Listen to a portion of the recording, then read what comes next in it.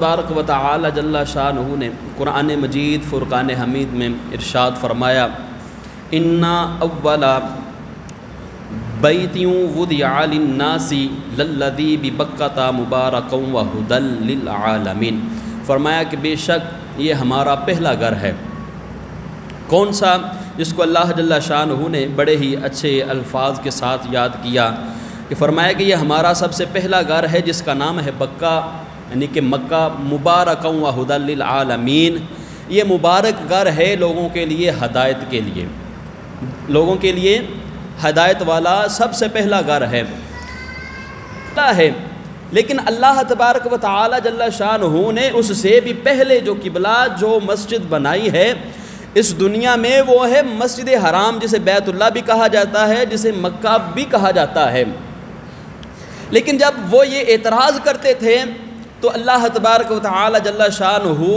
نے یہ آیت مبارکہ نازل فرما کر ان کا رد فرما دیا،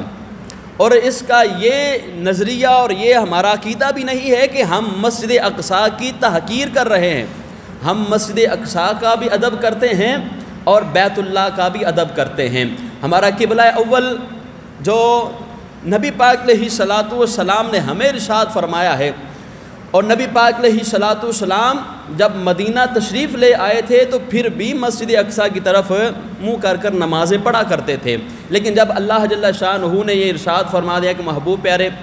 آپ مسجد حرام کی طرف چہرہ کر کے نماز پڑھا کریں، تو تب سے یہ مکہ مکرمہ میں جو بیت اللہ ہے یہ سب سے پہلے جو اللہ جل شانہ نے اس دنیا میں مسجد بنائی ہے اسے مسجد حرام کہا جاتا ہے۔ اب اس کا بھی کچھ پس منظر ہے۔ امام باقی رحمۃ اللہ تعالیٰ علیہ اپنی کتاب میں لکھتے ہیں، در منصور میں بھی امام جلال الدین سیوطی رحمۃ اللہ تعالیٰ علیہ نے اس بات کو نقل کیا ہے۔ آپ فرماتے ہیں کہ جب اللہ تبارک و تعالی جل شانہ نے یہ فرشتوں سے کہا انی جاعل فی الارض خلیفہ، کہ میں دنیا میں اپنا ایک خلیفہ بنانے والا ہوں، تو فرشتوں نے کہا کہ یا اللہ اے رب ذوالجلال تو اس کو اس دنیا میں پیدا کرنا چاہتا ہے کہ جو خون ریزی کرے گا، قتل و غارت کرے گا، فساد پھیلائے گا۔ اللہ جل شانہ نے ارشاد فرمایا انی اعلم ما لا تعلمون، کہ جو میں جانتا ہوں وہ تم نہیں جانتے۔ جب یہ بات کی تو اللہ جل شانہ نے فرشتوں سے کلام کرنا چھوڑ دیا، فرشتوں سے دوبارہ کلام نہ کیا، یہی آخری حرف تھا۔ تو فرشتوں نے یہ سوچا کہ اللہ تبارک و تعالی جل شانہ ہم سے ناراض ہو گیا ہے، تو انہوں نے کیا کیا کہ رب کے عرش کے چکر لگانے شروع کر دیے، طواف کرنا شروع کر دیا۔ جب یہ طواف کرنا شروع کیا تو اللہ تبارک و تعالی جل شانہ نے فرشتوں سے فرمایا کہ یہ تم کیا کر رہے ہو؟ عرض کرنے لگے یا اللہ ہمیں یہ لگتا ہے کہ تو ناراض ہو گیا ہے، تو ہم تیری رضا کے لیے، تجھے راضی کرنے کے لیے تیرے اس عرش کے نیچے چکر لگا رہے ہیں کہ تو ہم سے راضی ہو جائے۔ جب اللہ تبارک و تعالی جل شانہ نے یہ سنا تو فرمایا فرشتوں یہ بات ہے، میں تو تم سے راضی ہو ہی گیا ہوں، ایسا کرو جہاں یہ میرا عرش ہے بیت المعمور ہے اس کے بالکل نیچے تم ایک میرا گھر بنا دو، خانہ کعبہ بنا دو، تاکہ میں جب کسی سے ناراض ہو جاؤں وہ ایسے ہی میرے گھر کا آ کر چکر لگائے، میں ان سے راضی ہو جایا کروں گا، وہ ایسے ہی میرے گھر کا چکر لگایا کرے تو میں ان سے راضی ہو جایا کروں گا۔ اب سب سے پہلے جو خانہ کعبہ کی تعمیر کی ہے وہ فرشتوں نے کی ہے، پھر اس کے بعد حضرت آدم علیہ السلام نے اس کی تعمیر کی۔ اب دیکھیے کہ اس کے بھی بہت سارے فضائل ہیں مکہ مکرمہ کے، اس کو دیکھنے کے، وہ بھی میں عرض کرتا چلا جاؤں۔ ابن ماجہ میں حدیث مبارکہ موجود ہے، نبی پاک علیہ السلام نے ارشاد فرمایا یہ جو خانہ کعبہ ہے بیت اللہ ہے، اس پر اللہ تبارک و تعالی جل شانہ کی 120 رحمتوں کا نزول ہوتا رہتا ہے، ہر وقت رحمتوں کا نزول ہوتا رہتا ہے۔ 60 ان کے لیے جو اس کا طواف کرتے ہیں، چکر لگاتے ہیں، 60 ان کے لیے ہے، اور 40 ان کے لیے ہیں جو وہاں نماز ادا کرتے ہیں، جو نماز ادا کرتے ہیں۔ 20 رحمتیں ان کے لیے ہیں جو صرف ادھر بیٹھے ہی ہوئے ہیں، جو صرف خانہ کعبہ کو دیکھ ہی رہے ہیں۔ 120 رحمتیں اللہ جل شانہ کی ادھر نازل ہوتی رہتی ہیں، ان کی تقسیم کاری بھی اللہ کے پیارے محبوب علیہ الصلوۃ والسلام نے بیان فرما دی کہ صحابہ سنو، اللہ جل شانہ انج اپنے بندیاں تے اپنی رحمتاں دا نزول فرماندا ہے۔ فرمایا 60 رحمتاں اللہ جل شانہ کی ایک رحمت کا کروڑواں حصہ بھی اگر بندے کو مل جائے تو اسے ساری کائنات کی دولت بھی دی جائے تو وہ اتنا خوش نہ ہو جتنا اس رحمت کے ساتھ خوش ہوتا ہے۔ تو میرے رب کی رحمتیں بندوں پر چھما چھم برستی رہتی ہیں، میرا رب ان بندوں سے اتنا راضی ہو جاتا ہے جو اس کے گھر میں آ جاتے ہیں۔ اب دیکھیے یہی نہیں، آگے بھی اللہ کے پیارے محبوب علیہ الصلوۃ والسلام نے ارشاد فرمایا کہ جو خانہ کعبہ کو ایک نظر ایمان کی نظر کے ساتھ محبت کے ساتھ دیکھ لیتا ہے تو میرا رب اس کے اگلے پچھلے سارے گناہوں کو معاف فرما دیتا ہے۔ یہ بھی ابن ماجہ کی حدیث مبارکہ فرمایا اللہ تعالیٰ اس کے گناہوں کو معاف فرما دیتا ہے۔ اور ایک جگہ پر یہ بھی ارشاد فرمایا کہ جو اس کا طواف کرتا ہے، چکر لگاتا ہے، نبی پاک علیہ الصلوۃ والسلام نے ارشاد فرمایا گویا کہ وہ ایسے ہے کہ جیسے ابھی ہی اپنی ماں کے پیٹ سے پیدا ہوا ہو، ولادت ہوئی ہو اس کی، ایسے ہے کہ جو خانہ کعبہ کی کو دیکھ لیتا ہے، اس کا طواف کرتا ہے۔ اب دیکھیے کہ ایک گھر ہے، یہاں بھی دیوار بنی ہے، یہ بھی دیواریں ہیں، یہ بھی مینار بنے ہوئے ہیں، ان کو دیکھنے سے یا باہر والی جو بھی دیواریں بنی ہیں ان کو دیکھنے سے اتنا اجر و ثواب نہیں ملتا۔ ہاں یہ جو مسجد ہے، مسجد کا احاطہ ہے، آپ ادھر آ کر بیٹھیں گے آپ کو نیکیاں ملیں گی، اللہ تعالیٰ آپ کو ثواب عطا فرمائے گا، آپ اس کی در و دیوار کو دیکھیں گے اس کا بھی ثواب آپ کو ملے گا۔ لیکن جو ثواب اور جو رحمتیں خانہ کعبہ کو دیکھنے کی ہیں، دنیا کی کوئی ایسی دیوار ہی نہیں ہے، کوئی ایسا پتھر ہی نہیں ہے کہ جس کو دیکھنے سے اتنا ثواب اجر و ثواب ملتا ہو۔ صرف اور صرف یہ خانہ کعبہ کی بات ہو رہی ہے، اور خانہ کعبہ کے لیے اللہ کے پیارے محبوب علیہ الصلوۃ والسلام نے ارشاد فرمایا کہ یہ وہ مبارک پتھر ہیں، یہ مبارک دیوار ہے، یہ مبارک بیت اللہ ہے کہ جس کو بندہ دیکھے تو اللہ تعالیٰ ثواب عطا فرما دیتا ہے۔ اب دیکھیے کہ یہ خانہ کعبہ کی دیوار ہے، خانہ کعبہ کی دیوار کو دیکھنا، خانہ کعبہ کو دیکھنا، اس کا یہ اجر و ثواب ہے کہ اللہ تعالیٰ اس کے گناہوں کو معاف فرما دیتا ہے، اس کے گناہوں کو معاف فرما دیتا ہے۔ ایک اور میں حدیث مبارکہ آپ کی بارگاہ میں رکھتا ہوں، اللہ کے پیارے محبوب علیہ الصلوۃ والسلام نے ارشاد فرمایا کہ جس نے میری قبر کی زیارت کی، مجھ پر لازم ہے کہ میں کل قیامت والے دن اس کی سفارش کروں گا۔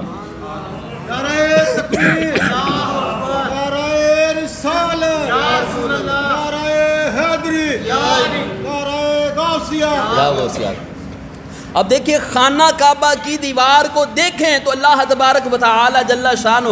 اتنا اجر و ثواب عطا فرما رہا ہے، اس بندے پر 120 رحمتوں کا نزول ہوتا ہے۔ وہ جو یہ کام کرتا ہے، خانہ کعبہ کا چکر لگائے، نماز ادا کرے، ویسے بیٹھ جائے، اللہ تعالیٰ 120 رحمتوں کا نزول فرماتا ہے۔ سوچئے تو صحیح، جس پیارے محبوب علیہ الصلوۃ والسلام نے ہمیں یہ ارشاد فرما دیا ہے کہ اس کی یہ شان ہے، پھر سوچئے اللہ کے پیارے محبوب علیہ الصلوۃ والسلام کی قبر انور کا کیا عالم ہوگا، اس گنبد خضرا کا عالم کیا ہوگا۔ اگر بندہ اسے دیکھے گا تو اللہ جل شانہ اس پر بھی اپنی رحمتوں کا نزول فرما دے گا۔ نبی پاک علیہ الصلوۃ والسلام جب مدینہ تشریف لے کر آئے تو نبی پاک علیہ الصلوۃ والسلام نے رب کی بارگاہ میں دعا کی۔ یہ دعا کرنے کا بھی کچھ پس منظر تھا۔ صحابہ ثواب کی نیت سے کبھی کبھار مکہ میں تشریف لاتے اور نماز ادا کرتے۔ نبی پاک علیہ الصلوۃ والسلام نے ارشاد فرمایا کہ صحابہ تم مکہ مکرمہ جاتے ہو، کس لیے جاتے ہو؟ عرض کی یا رسول اللہ آپ نے ہی تو فرمایا ہے کہ ادھر جا کر نماز پڑھیں، ادھر جا کر اس کی زیارت کریں تو اتنا اجر و ثواب ہے۔ تو یا رسول اللہ ہم ثواب کی نیت سے جاتے ہیں۔ تو اس وقت نبی پاک علیہ الصلوۃ والسلام نے رب کی بارگاہ میں دعا کی، یا اللہ تیرے اس گھر میں برکتیں ہیں، تو اس پر اپنی رحمتوں کا نزول فرماتا ہے، اس شہر میں، اس خانہ کعبہ میں، بیت اللہ میں۔ یا اللہ جتنی ادھر رحمتیں ہیں اس سے 2 گنا رحمتیں تو اس مدینہ میں نازل فرما دے، اس سے 2 گنا زیادہ اس مدینہ میں، اس مسجد میں، مسجد نبوی میں رحمتوں کا نزول فرما دے۔ اب دیکھیے مسجد حرام میں اللہ جل شانہ 120 رحمتوں کا نزول فرماتا ہے، تو پھر سوچئے اگر اسی کو ڈبل کیا جائے تو کتنا بنتا ہے؟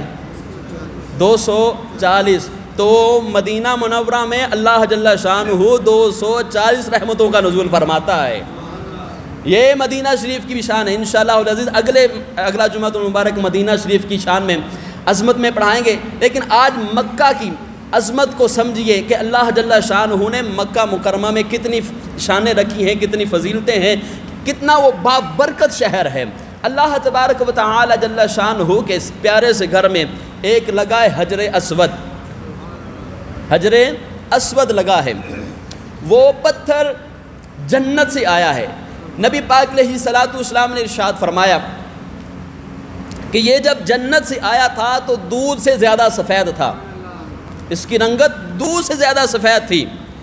فرمایا کہ یہ لوگوں کے گناہ چوس چوس کر، لوگوں کے گناہ دیکھ دیکھ کر اس کا رنگ سیاہ ہو گیا۔ اب اس کے بارے میں نبی پاک علیہ الصلوۃ والسلام کی بڑی اچھی خوبصورت حدیث مبارکہ ہے۔ ابن ماجہ ترمذی شریف کے اندر، مستدرک علی الصحیحین اور در منصور میں بھی امام بہقی رحمۃ اللہ تعالی نے بھی اس کو نقل کیا ہے۔ فرماتے ہیں کہ نبی پاک علیہ الصلوۃ والسلام نے ارشاد فرمایا کہ یہ حجر اسود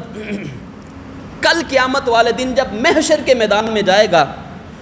تو اللہ تبارک و تعالی جل شانہ اس کو 2 آنکھیں عطا کرے گا جس سے یہ دیکھے گا، اس کو 2 ہونٹ عطا کرے گا جس سے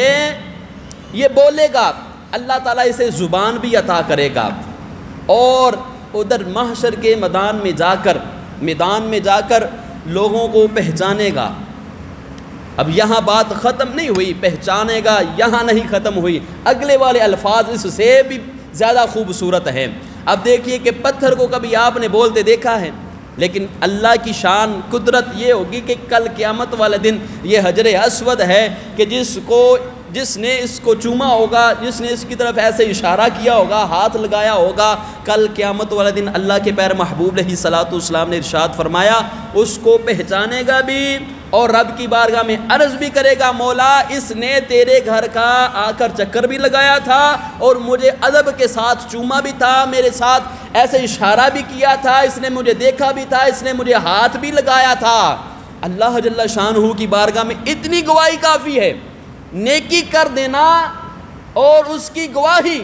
کسی نے دے دینا یہی کافی ہے۔ اور یاد رکھیں کل قیامت والے دن آپ کے یہ ہاتھ بھی آپ کے گواہ ہوں گے، یہ بولیں گے کہ یا اللہ یہ ہمیں برائی کی طرف لے کر گیا، پاؤں بولیں گے یا اللہ یہ ہمیں برائی کی طرف لے کر گیا، اچھائی کی طرف لے کر گیا، آنکھیں بھی بولیں گی، کان بھی بولیں گے، بندے کا اعضاء بھی بولیں گے کہ یا اللہ اس نے یہ بھی گناہ کیا، اس نے یہ بھی نیکی کی، جو اس نے کیا ہوگا اس کے اعضاء خود بول کر اس کی گواہی دے رہے ہوں گے۔ اب دیکھیے یہ حجر اسود کیا کہے گا، مولا یہ تیرے گھر میں آیا، اس نے ادب کے ساتھ تیرے گھر کے چکر لگائے، اس نے مجھے چوما، مجھے ہاتھ لگایا، میری طرف ہاتھ اشارہ کیا، ایسے کیا، یا اللہ میں اس چیز پر گواہ ہوں۔ اللہ فرمائے گا پھر یا اللہ میں گواہی دیتا ہوں کہ یہ تیرے گھر میں آیا تھا۔ اللہ تعالیٰ فرمائے گا پھر کیا چاہتا ہے، یا اللہ اس نیکی کو دیکھ کر تو اسے جنت عطا فرما دے۔ جب اللہ جل شانہ کی بارگاہ میں وہ حجر اسود یہ کہے گا کہ یا اللہ یہ تیرے گھر میں آیا تھا، اس نے چکر لگائے، اس نے ادب کے ساتھ مجھے چوما ہے، اللہ جل شانہ کی بارگاہ میں حجر اسود سفارش کر رہا ہے۔ میں پوچھنا چاہتا ہوں ایک حجر اسود پتھر ہے، وہ پتھر اگر سفارش کر سکتا ہے بندے کی بخشش ہو سکتی ہے۔ وہ سرور انبیاء، امام الانبیاء، وہ 2 جہانوں کا دلہا جس کے لیے ساری کائنات بنی ہے، اگر وہ اللہ کا پیارا محبوب سفارش کرے تو تیرا میرا بیڑا بھی پار ہو سکتا ہے۔ نعرہ تکبیر، اللہ اکبر، نعرہ رسالہ، یا رسول اللہ، نعرہ تحقیق، حق چاہیے، نعرہ حیدری، یا الہ، نعرہ غوثیہ، یا غوث اعظم۔